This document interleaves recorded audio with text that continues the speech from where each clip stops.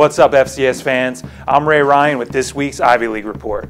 The Ancient Eight is only 2 weeks into the season, but there have been plenty of surprises already. So let's start by getting you caught up on the scores from Week 2, where we had 2 league games and 4 non-conference matchups. The one team that was able to come up with an out-of-conference win was Dartmouth, who used a balanced attack of 208 yards in the air and 245 on the ground to take down Holy Cross on the road by a final of 35-10.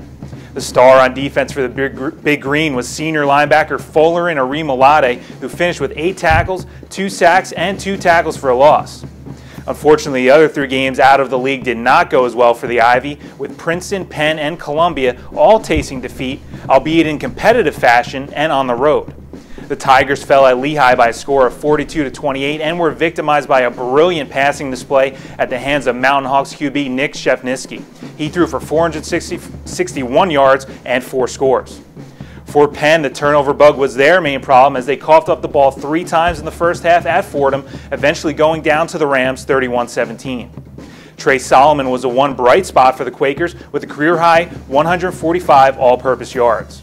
And in our nation's capital, Georgetown held off Columbia's second-half comeback attempt to claim a 17-14 victory. The Lions outgained the Hoyas 314-195, but 3 turnovers and a missed field goal in the first half proved to be too big of a hole to climb out of. And that brings us to our first league matchup of the year, where co-defending champ and 19th-ranked Harvard ran for 189 yards and 4 scores to hand Brown its first loss in Providence, 32-22. Bears QB Kyle Moreno threw for 315 yards and 3 TDs, but the Crimson were able to pick him off 3 times. And in our second Ivy game of the season, Cornell was opportunistic on defense as well, intercepting Yale on 3 occasions and recovering a fumble en route to a 27-13 victory in their home opener. Sophomore quarterback Dalton Banks led their Big Red offense with 306 passing yards and 2 touchdowns to help Cornell get to 2-0 for the first time since 2009. So after 2 weeks of play, Cornell and Harvard are both 1-0 in conference and 2-0 overall, while Brown is 0-1 in the league and 1-1 overall. Yale is also 0-1 in the Ivy, but is 0-2 for the season, and the other 4 teams have yet to play a conference game. Dartmouth sits at 2-0, Princeton is 1-1, and Columbia and Penn are both 0-2. Now that we recap Week 2 and the standings thus far, let's get ready for Week 3, where we have 2 more league games and some Friday night lights for you. Let's start at Harvard Stadium, where the Crimson will square off against Georgetown at 7 p.m. on Friday night in a game that can be seen on ESPN3. This will be a good test for Harvard, as the Hoyas are also undefeated and have received some top 25 consideration. Georgetown has been good against the run, only yielding 103 yards per game, but they have been a bit vulnerable to the pass. I look for Harvard's Joe Viviano to try and continue his good rapport with wide receivers Justin Shelton-Mosley and Anthony Ferkser to try to exploit the Hoyas' pass defense. And the other primetime matchup on Friday is between the 2 other Ivy co-champs from last season, when Penn visits Dartmouth for a 7 p.m. kickoff that will air on the NBC Sports Network. The Big Green have been impressive so far on both sides of the ball, holding opponents to only 15 points and 311 yards per game, while also having a balanced offensive attack. QB Jack Hennigan has 4 passing touchdowns and is part of a diverse running game that has used 5 ball carriers effectively. On the other hand, it's been a struggle for Penn, who is allowing 40 points and 494 yards per contest.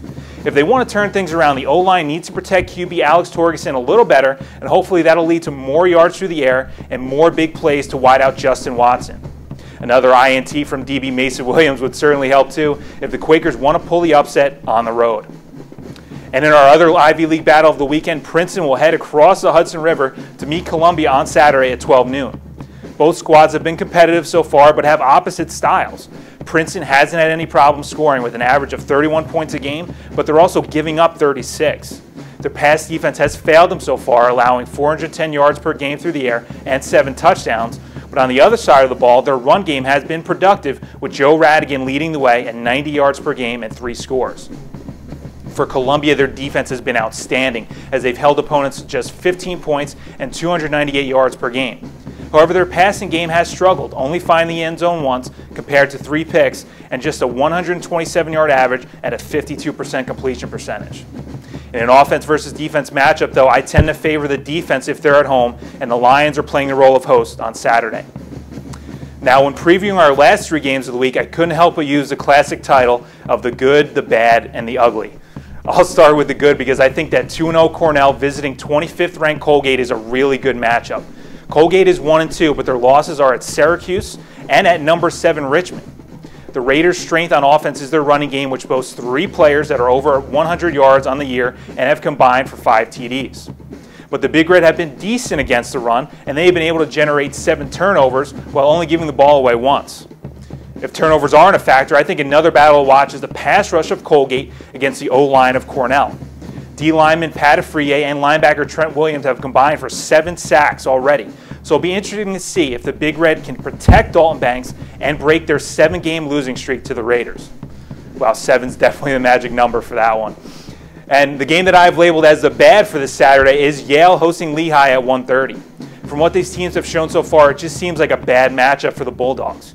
We've already mentioned how the Mountain Hawks QB Nick Shevnisky is killing it right now. 295 yards a game, 72% passing, 9 TDs through the air, and 5 TDs on the ground.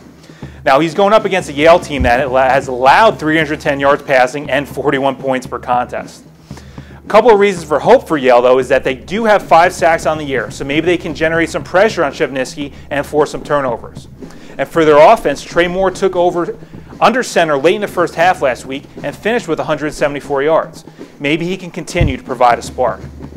And finally, the ugly game for this week is Brown visiting an 0-4 Rhode Island team for a 12 noon kickoff that I think could get ugly, but in Brown's favor. The Rams are being outscored by an average of 45-12 and are allowing 247 passing yards a game. I could see Bears QB Kyle Moreno having another big day and adding to the 6 touchdowns and 800 yards passing that he already has. Rhodey has also given the ball away 12 times, so look for Brown to try to take advantage of that tendency in this 101st Governor's Cup game between the 2 Rhode Island schools.